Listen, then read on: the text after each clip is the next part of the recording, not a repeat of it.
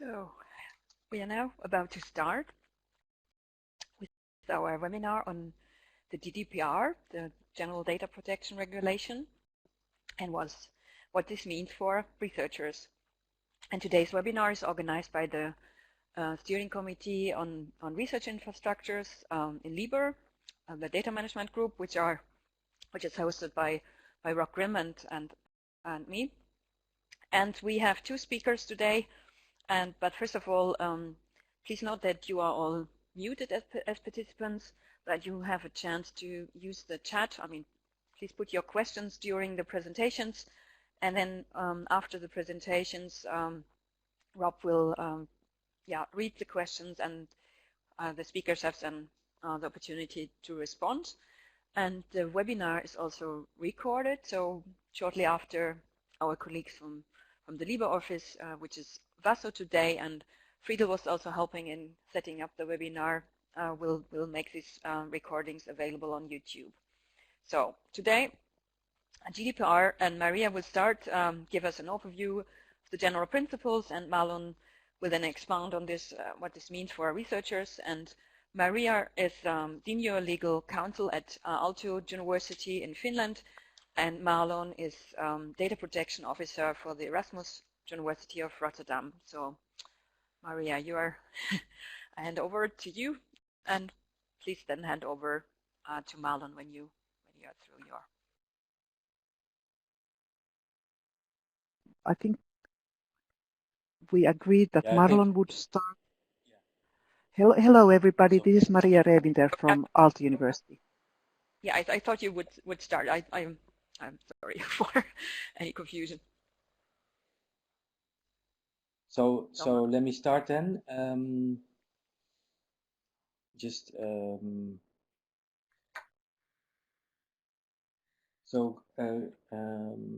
one more. So can everyone? Good afternoon. Can everyone see this? The slides. Yes, Marlon, we can see. Okay, great.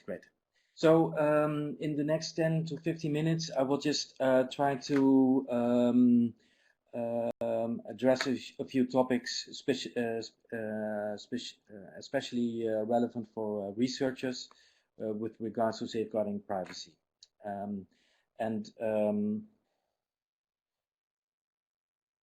So the reason why we safeguard privacy is not because of the GDPR, but because we believe, in the Netherlands, we believe that our guiding principles for our academic practice also include aspects of privacy. So it's our professionalism that already indicates that safeguarding privacy is a real no-brainer. So the GDPR is here, but that's not the main reason why we want to safeguard privacy.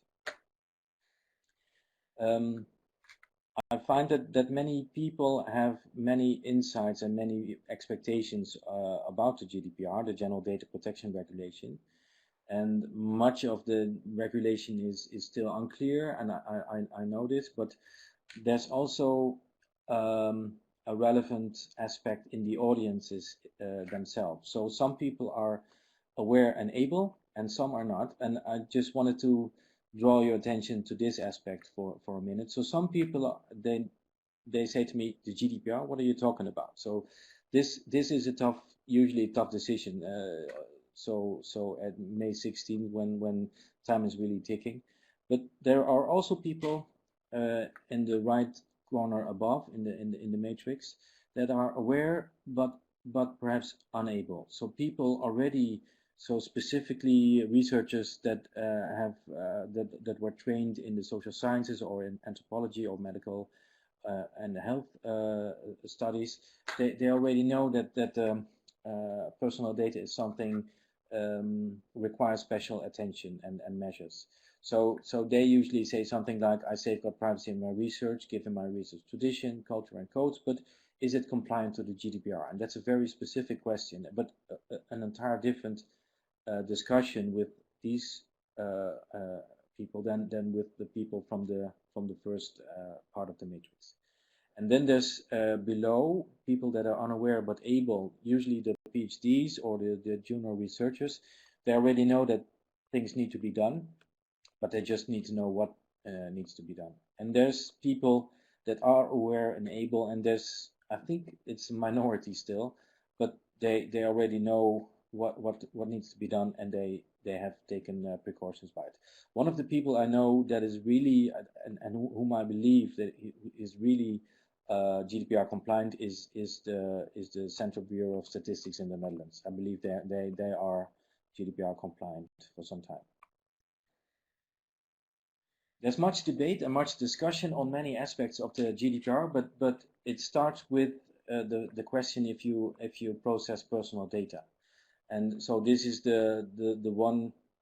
I have a few slides on definitions, but I think this is very important to be really sure and to communicate about this. People read newspapers and sometimes start worrying about stuff, but this part is easy. It's just it's in the GDPR. It's defined. There are some hard cases, but in general, we should really know what is personal data, what does identified and what does identifiable mean. A good example of identifiable information is the number plates of your car. It is related to you if it's your car and if it's your license plate, but it's information that is that leads to you through a certain database. And the database itself is not publicly available, but you are identifiable through this database, and this makes the license plate personal data because it is leading to you in an indirect way.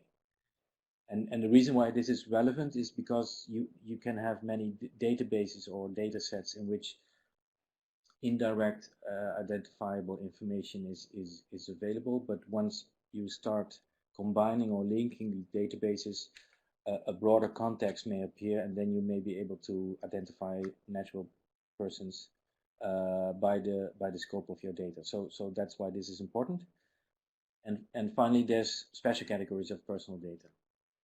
I use the images of they are by Solovey, one of the important privacy experts in the States, in Washington, and he has a really nice approach with icons.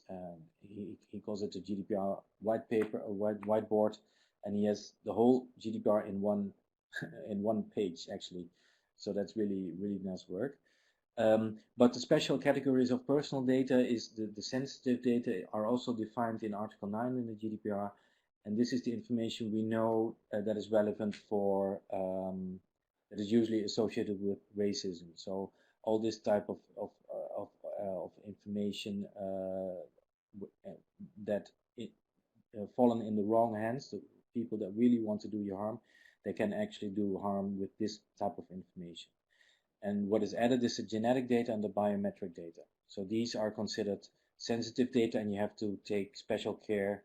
You have to take special measures if you are processing these types of information. Okay, then much debate within our university and other universities is on who is responsible in what way. And we define 3 levels of responsibility. It's based also on our national legislation, the second part, the responsibility of the dean, but I think it can be a model for people outside the Netherlands as well. So we defined that the responsibility of the university would be the main responsibility, so the fines would go to the university, to the board, and the university would take their responsibility in providing the necessary general conditions to enable researchers or the employees in general to comply to the GDPR, to safeguard privacy. And this means providing policy guidelines, infrastructure, and skilled and available research support staff. So these are the necessary general conditions. Then within the Wet Hoger Onderwijs en Wetenschappen, the Dutch legislation for academia, the dean is responsible for research at the school or at the faculty, and this then would mean for the type of responsibility that the dean would, given the nature of the research done at a specific school or institute, would look at the necessary general conditions provided by the university, and would then assess if these general conditions would be sufficient for the type of research done at the specific school or faculty.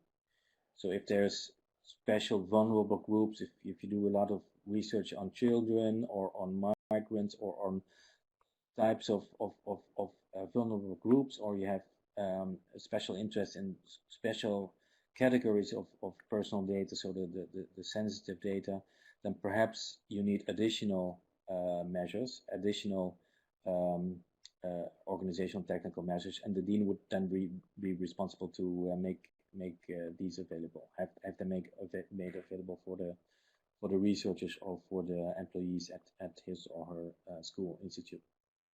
And then the faculty, the researchers themselves, they have their own responsibility to safeguard privacy in two ways actually. So they should follow the privacy principles in their behavior, as already indicated in one of the first slides, in their professional conduct towards the data subjects or the individuals, and they should use the provided privacy enabling conditions by the university and by the dean, and not go around this. So that could be a model for defining where the responsibility and what the responsibilities are.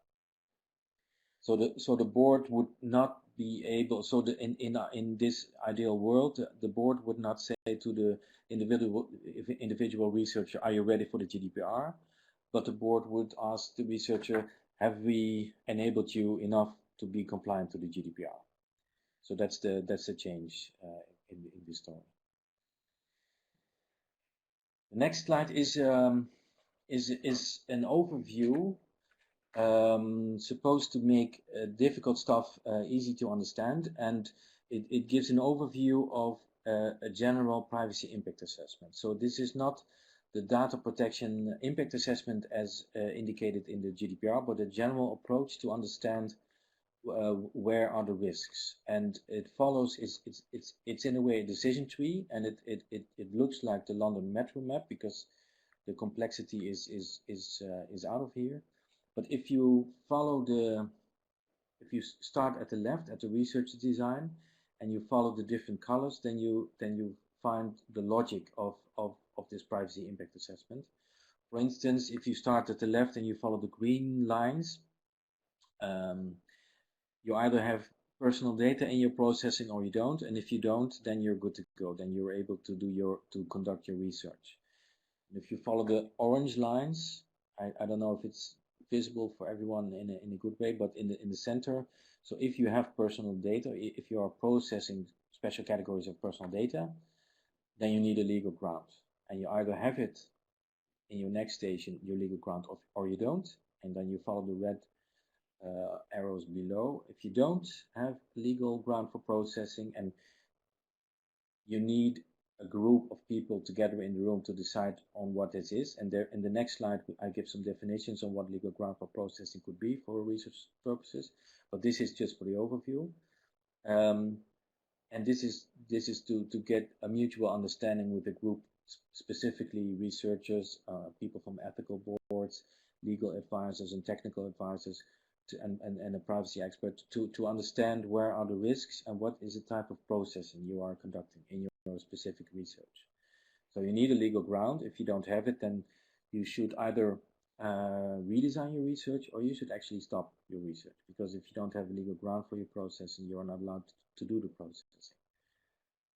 Now, if you follow the arrows to the right, you see then the next discussion is after the legal ground for processing, and it's not just informed consent, but there's also the public interest, and there's more than one legal grounds we can fall back on, and even if you define it well, then academic research for the public interest is also a ground in itself, but there's debate on this as well.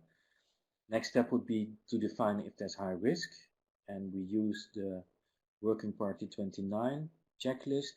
It's in the next slide as well.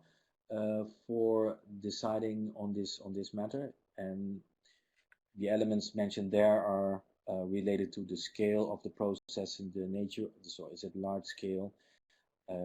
Is innovative technology used? Are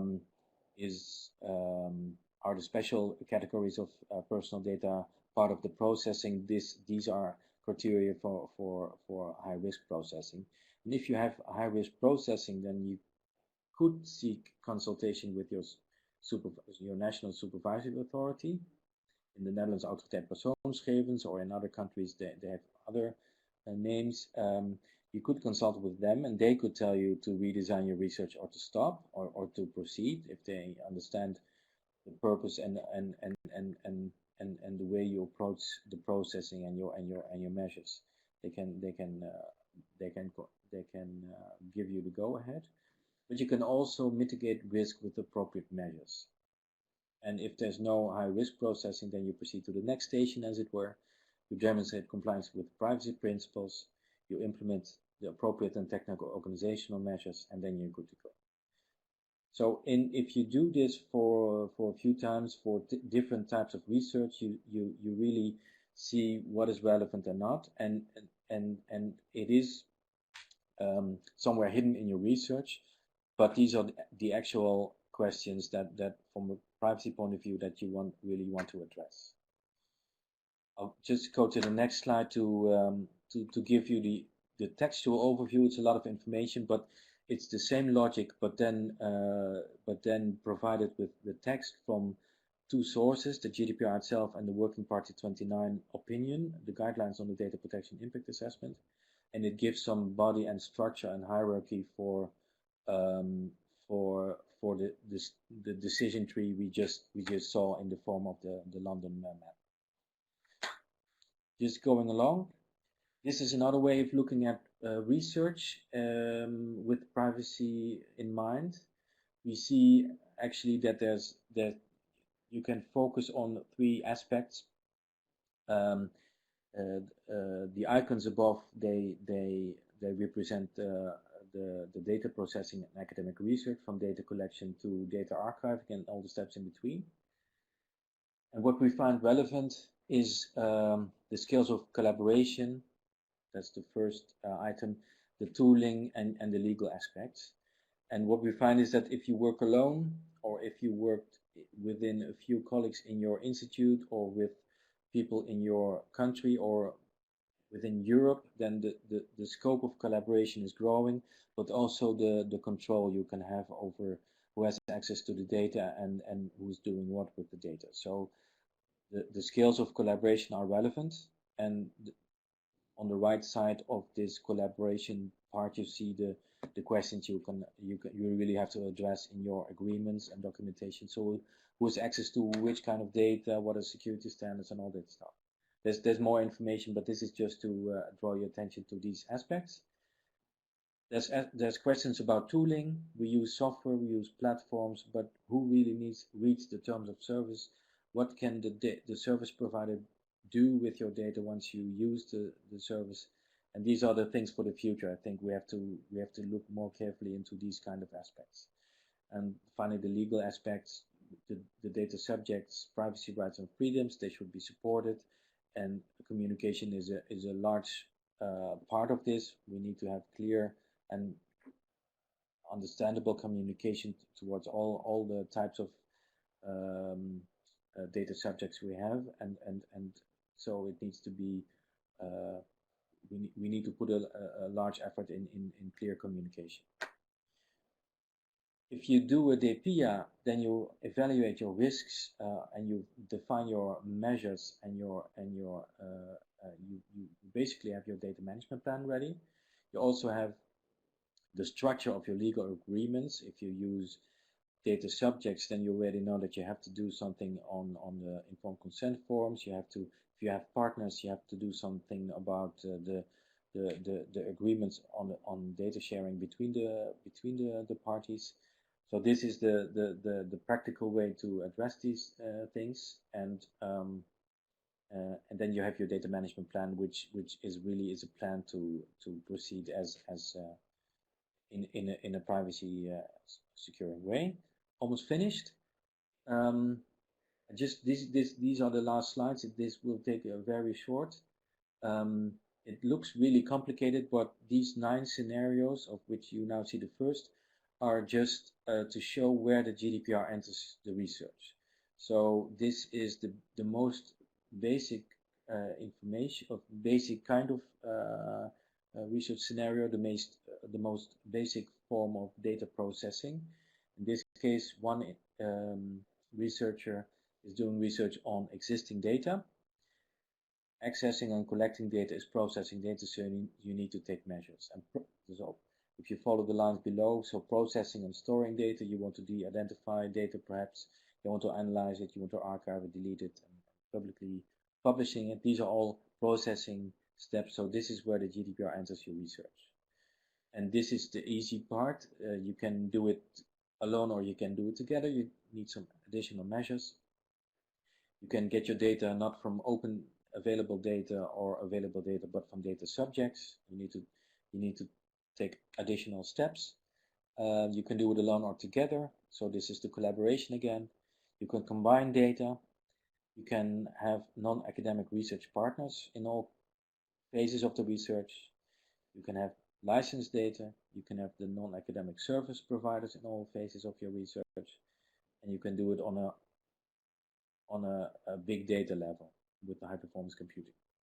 So this is just to make visible.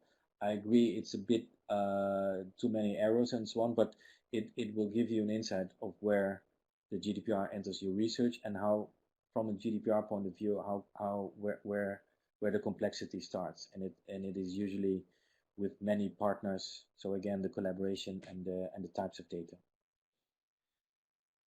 But if you do things in the right way, if you do privacy by design, if you do a DPIA, if you inform your data subjects, if you are really in control over the data and act safely, then you are able to share your data with following the FAIR principles. So that is still possible, but I think it really depends on the discipline you work in. This was my presentation. I have some spare slides where I'm going to skip now because I think now it's time for the next presentation. Thank you. Thank you, Marlon and Maria. Yeah, Maria, please take it. Okay. So thank you, Marlon. Maria, yeah. Is the sound okay now? Yes, it's fine. Great. So the first thing I want to do, as is my headline here, is to keep calm and inform data subjects. So no panic is necessary. The GDPR has as its goal to serve mankind, and the right to the protection of personal data is not an absolute right. It's considered in relation to its function in society and balanced against other fundamental rights. And for research, these are freedom of expression and information and freedom of scientific research and academic freedom. And the GDPR in the recital has in many ways expressed this. So scientific research has a specific place in GDPR, and it allows scientific research. It enables scientific research.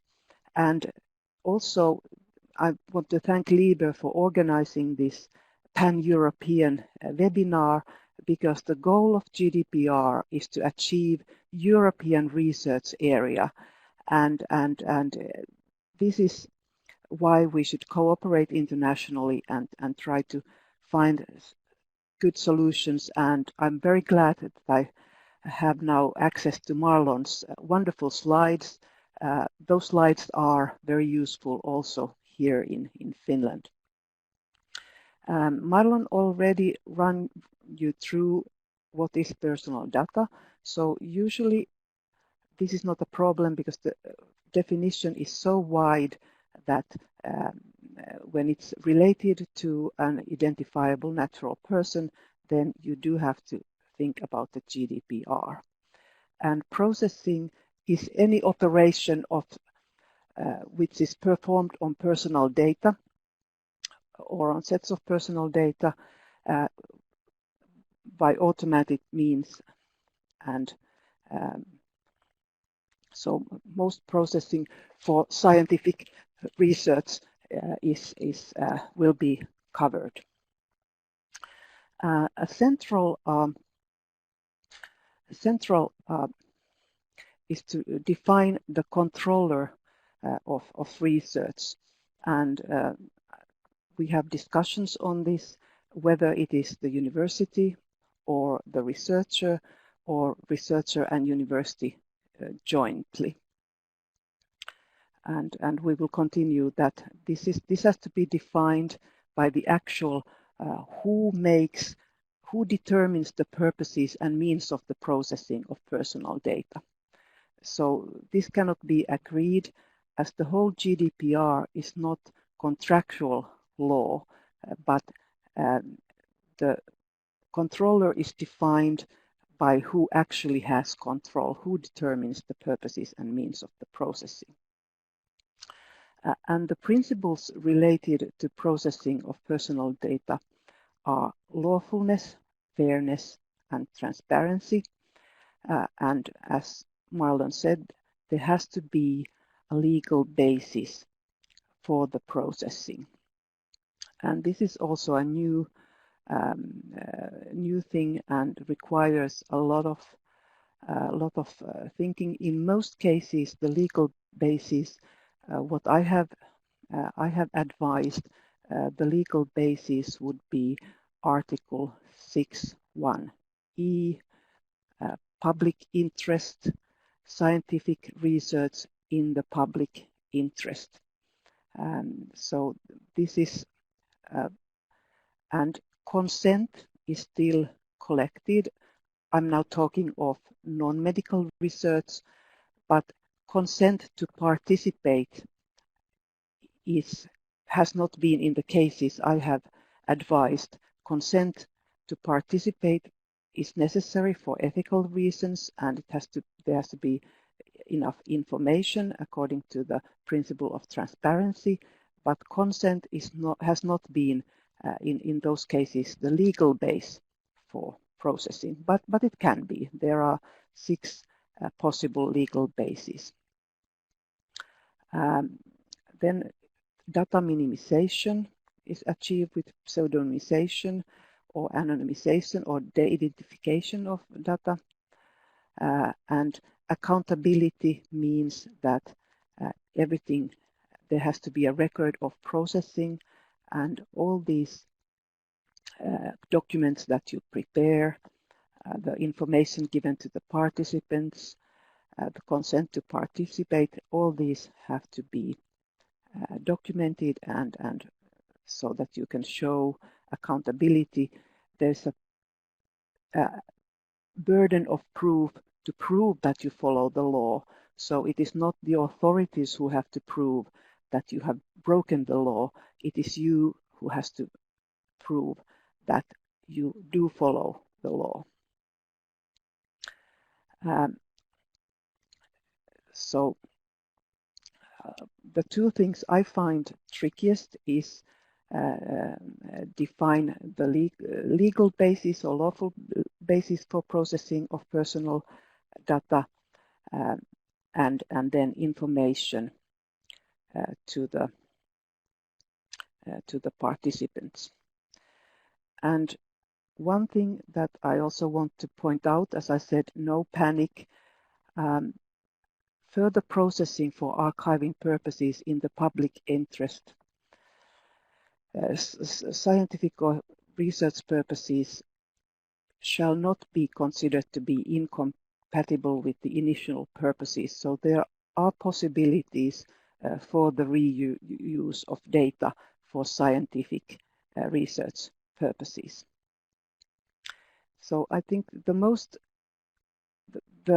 principle of transparency is very important in GDPR. So information to data subjects in scientific research to research participants is the key, I think, and at least in my work with advising, this is something that is very, very important. And this is not easy to achieve because participants have to be informed in concise, transparent, intelligible, and easy accessible form using clear and plain languages.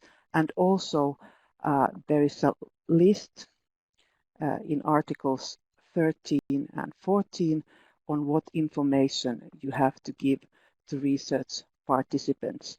And this can be done with layered notices so that there's one short notice, privacy notice, and notice about the research, and then a more detailed privacy notice including all the information needed.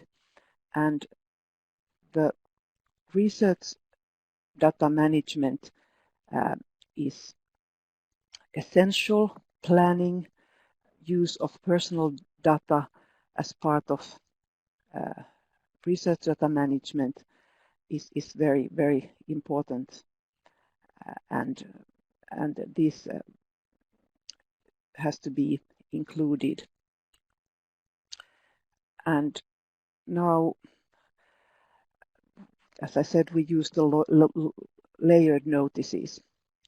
And as Marlon pointed out, there are already researchers who are aware of the best practices in their field and discipline, and this is very, very important. So this is a basic skill for all researchers, that they are aware of the best practices in how to handle personal data, and this framework is essential in achieving compliance also with the GDPR.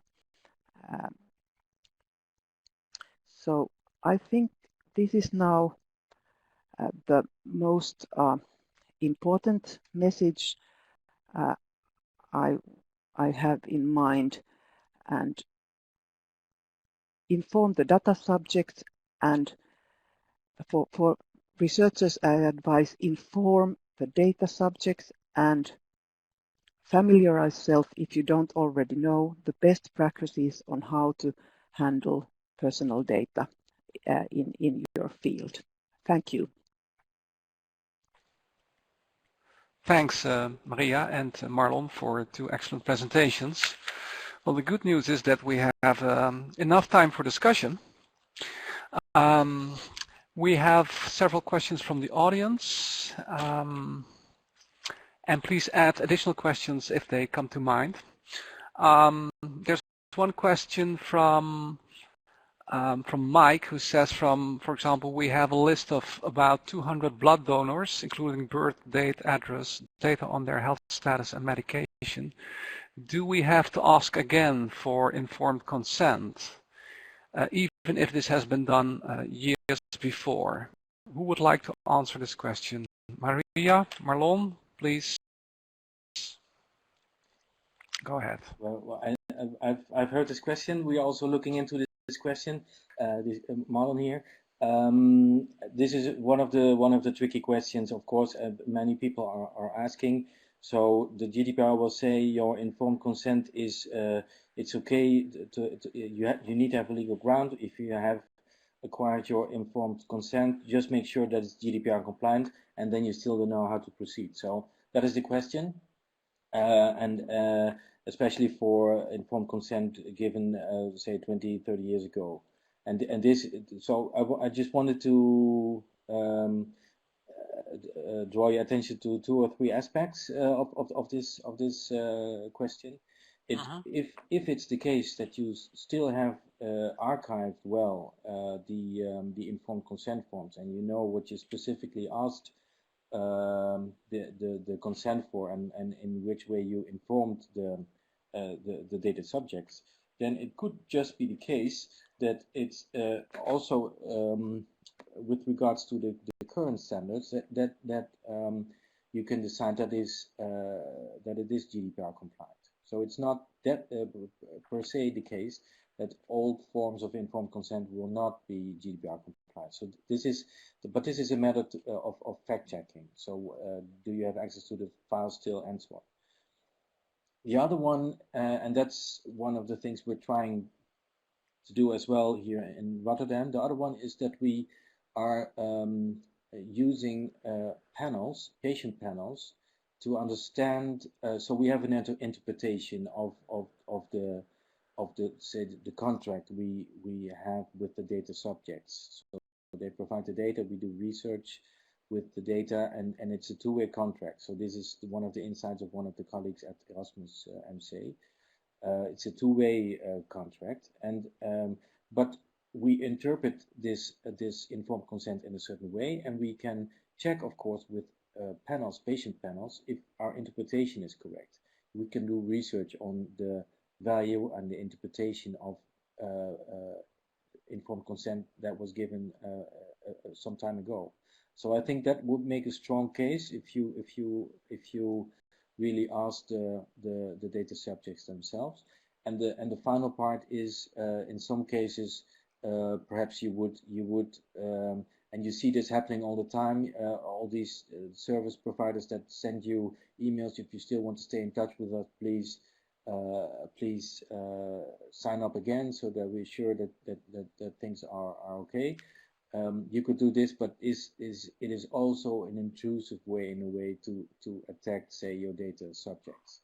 So the final point would be you could do this, but is it proportional? Is it especially if you have large groups of data subjects, it could be not wise, and you have to find other ways to communicate this. But I think these are the three aspects that I know that are interesting to look at. Thanks, Marlon. Thanks. Maria, would you like to answer the question of Lotte Melenhorst, who says from what information about research data processings within the university should be included in the registry on the institutional level to be GDPR compliant? Can you answer that question? Sorry, can you say on institutional level? Yes, on the institutional level. Again.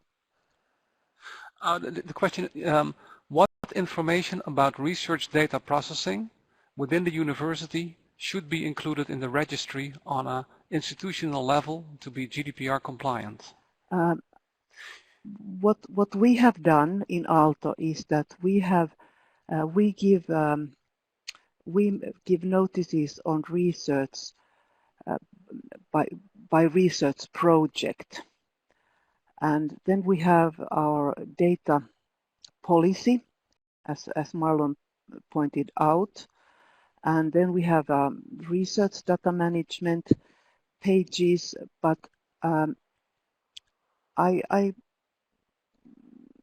still formulating the information we give on all.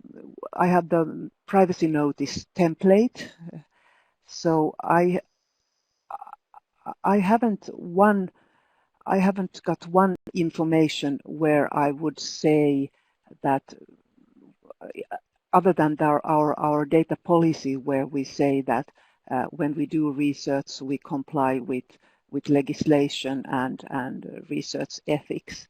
So that's a good question. I'll add it if we have that, but we have so far, we are now preparing information on university by units. So we have research support, we have learning services. So every unit prepares their own information, and we have, for the unit research support services, we have the same kind of information as any research unit. But for the actual research, so far we have only done information on research projects. Okay, thanks. What is your take on this, Marlon? Yes, I've in the chat list I've provided so the generic answer, so the Article 30 wording of what should be documented. So the university shall maintain a digital activities of your research terms that complies to GDPR, and this register contains, and then a certain type of information is listed. The thing here is that it is not necessary, and that's one of the follow-up questions as well in the chat list by Lotte.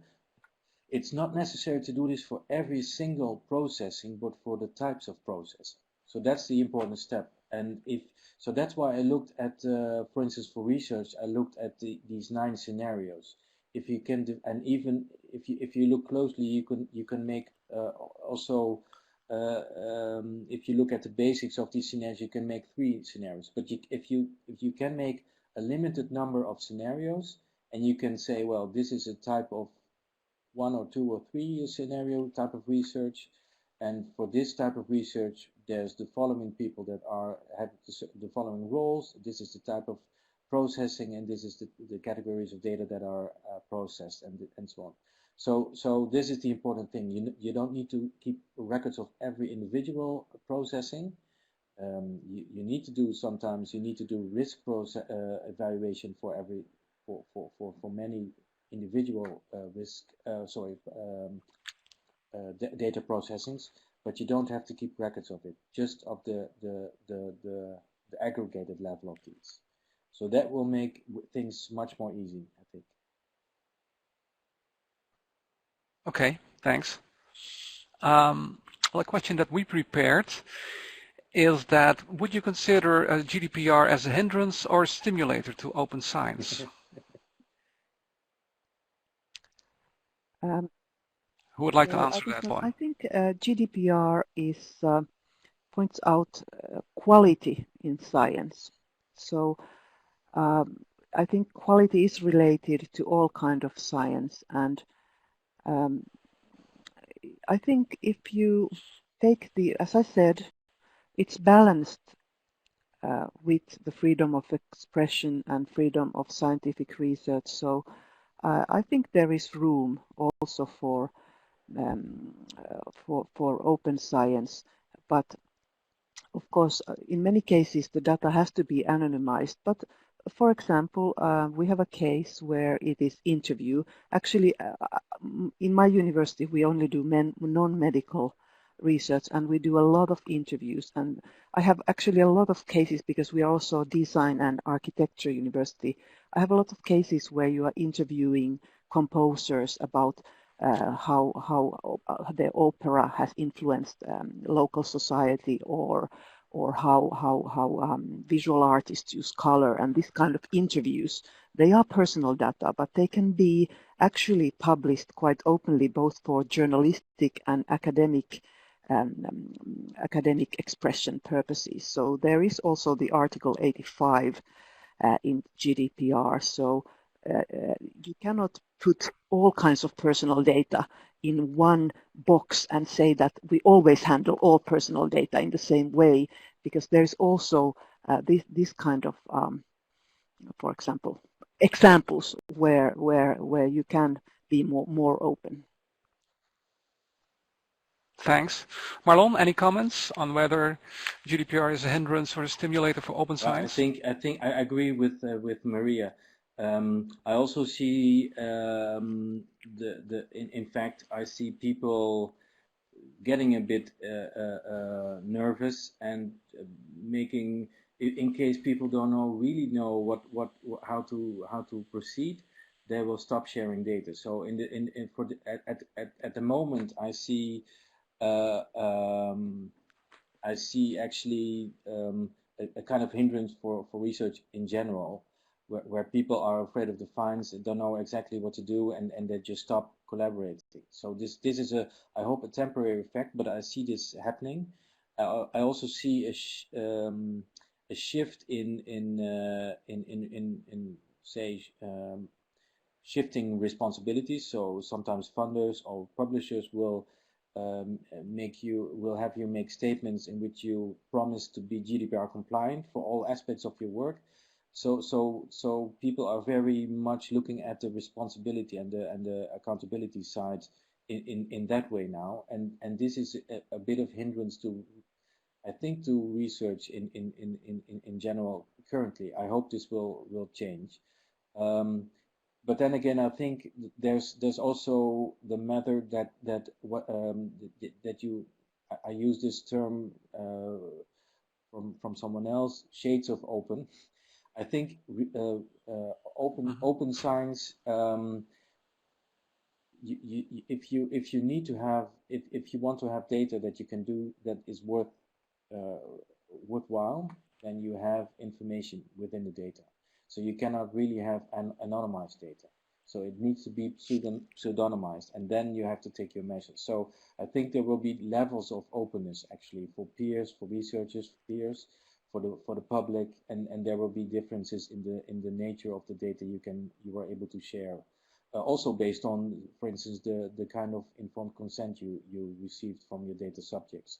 So this data can be used for this research project and similar projects for researchers, but not for the public domain, or not for open access purposes in general. But I think that's the way I see it. I think we have different levels of openness.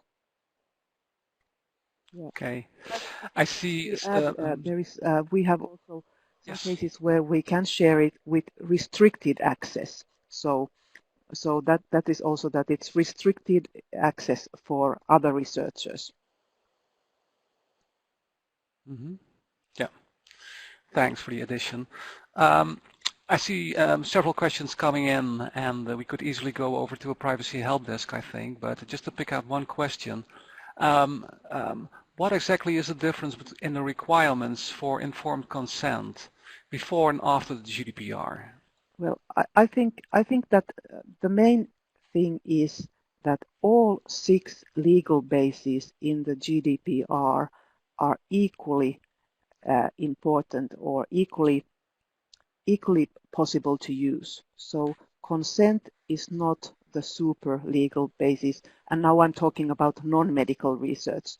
So I see the role of the informed consent, as I said, every participant has to be informed. That is required by fairness and by transparency, and they have to consent to participate.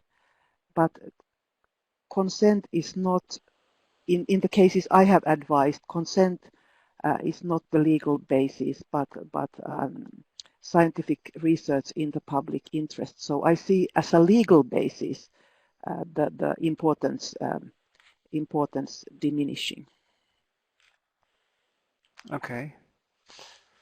I want to answer as many questions as we can. One specific targeted to libraries. So libraries now receive hasty requests from publishers and service providers for approval of their privacy conditions. And this often requires approval for processing personal data. An example, processing more personal attributes than strictly necessary. How should libraries go about? What are the priorities do you see for libraries here? Well, I think it's very important for the role of libraries in Europe and elsewhere. You need to be a trustworthy service provider in a way, and it is people, the users and the library users trust the library to take care of their privacy rights as well, and it's implicit, I think, but because of the public role the libraries have, so people, I think, will expect the library to take the right decisions and not to share too much information, just and also to, so of course, to adhere to the privacy principles. There's the business case, so the functionality needs to be up and running, but not at every cost. So I think that will be the reasonable expectation for the data, for the users, for the data subjects, that the libraries take their own stance and use the logic of the GDPR to have a good service, but also a trustworthy service. Mm-hmm. Yep.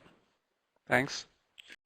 Let's see, Birgit, you have a question for to Marlon, FAQ out there. and to Maria, looking at questions that are coming in.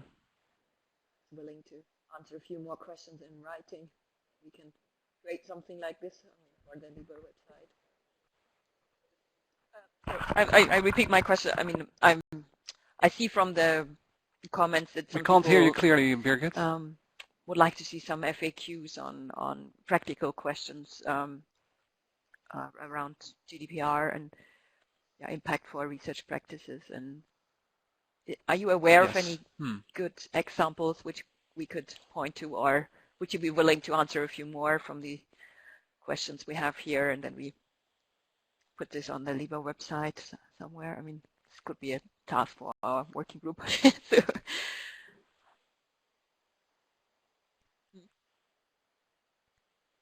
Yeah, I'm willing to try, but as I think Marlon's presentation was excellent in showing how complex this issue is, and this is the pain. I have done learn copyright in 2 minutes, and that can be done, but it's not possible to do learn GDPR in 2 minutes. It is as complex as Marlon points out. So this is what everyone wants: short, easy answers to very complex questions, and I have to say, not possible.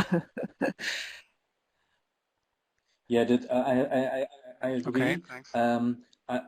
Every answer, I think, starts with it depends, and because the GDPR is an open norm, and only within a certain context you can make your case for and you have within a certain context you can have your legitimate legal ground and so on.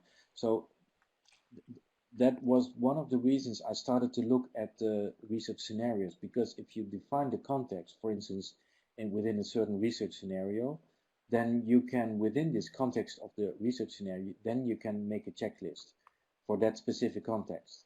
And that, but people may interpret this as a general checklist for all types of research, and then it's not valid anymore. So every answer starts with it depends, and that's frustrating, but it really depends, because it's an open norm and it's technology neutral. So you have to do your assessments every time. The state of the technology now is different than 10 years ago. So the way we secure our data is different now than 10 years ago, and shall be different in 5 years. So these are exactly the reasons why, for instance, the GDPR is the general data protection regulation, and is also valid the next 10 years, because there is no specific information on technologies to be used and methods for de-identification or pseudonymization and all these aspects. So this is where we have to do our work together. The thing is, I would also like to have a platform where we can share and exchange more the best practices and even the worst practices and the mistakes we make. If this could be arranged on a European level, that would be really great. You see some FAQs at the websites of the national supervisory authorities. There's guidance at EDPS website, so the European Data Protection Supervisor website in Brussels has really interesting guidelines, and there's many speeches by Buttarelli also on Twitter. So it's very, so some people are really communicating a lot, but on this level, I think we lack some infrastructure, and we need some experts, I think, to share this information. So Thanks. Excellent. Well, one other sort of somewhat pressing question is, so can you comment, either of you, on the relation between GDPR and IPR? So, for example, can a researcher in the future claim his data and publication to be deleted and forgotten? Usually not. In scientific research, no. Yeah, I think you also have the aspect of scientific integrity. So if research is done and conclusions are drawn and there's a result in the paper and the data set, then this is, and it is accepted, then this is a fact in the world, as are articles in newspapers, and these should be have a historical value, and they should be yeah, part of the history, and they should be conceived or archived as such. There are cases where people do not longer hold the same position and want to how to say, distance them from earlier thoughts, and this happens a lot, of course, but it is still it still has a historical and cultural value, perhaps. So intellectual property rights is I think another debate: who owns the data and who has ownership. Exactly. But one of the interesting, on one of these conferences, one of the interesting insights someone gave me was, no matter who owns the data, you still have a responsibility to safeguard the data protection of the data. So in that way, I think the two are not connected. Yeah.